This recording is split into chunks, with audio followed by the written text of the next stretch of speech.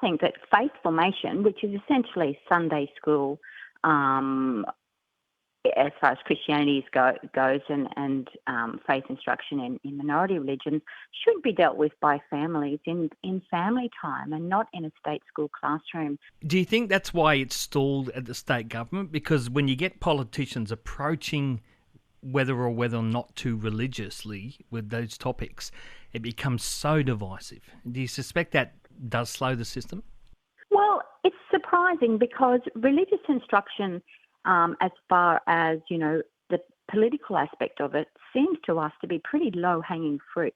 And all the government has to do is say, look, religion should be done in family time and we need that time back for teachers. That shouldn't be very controversial. The state government has, in recent times, stood up, to the religious lobby groups' pressure, and they have decriminalised abortion.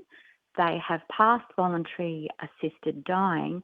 Now, those two political hot potatoes, they've dealt with, and now we've moved on from that.